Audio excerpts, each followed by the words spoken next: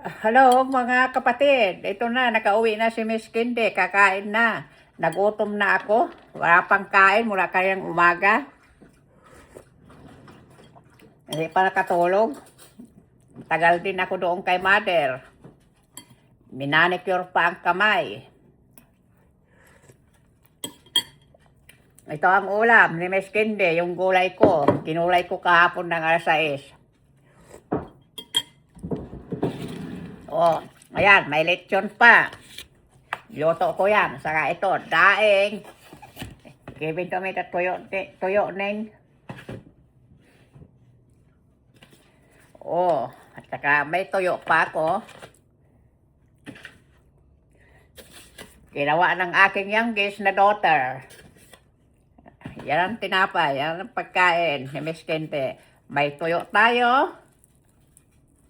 Ubusin na natin ng tuyo. May gulay tayo. Magkamay tayo. Ang init naman.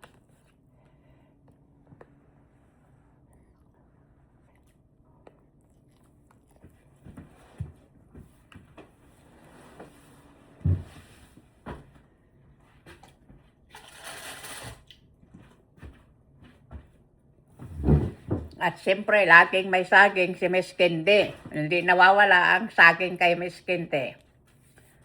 Kumain tayo ng mga saging. Everyday.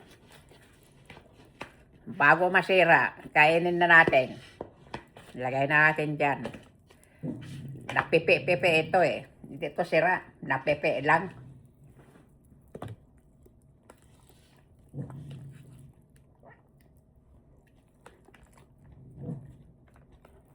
Yan ang kain.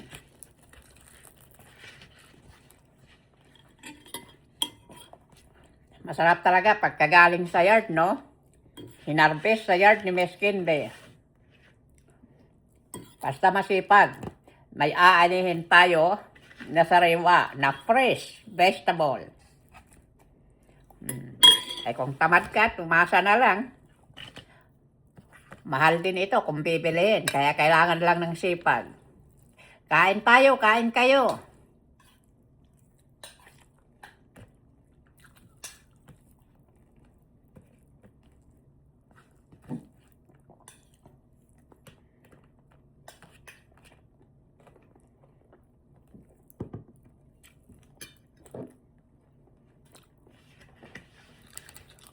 May daing na bangot. Binabad sa suka at bawang, paminta.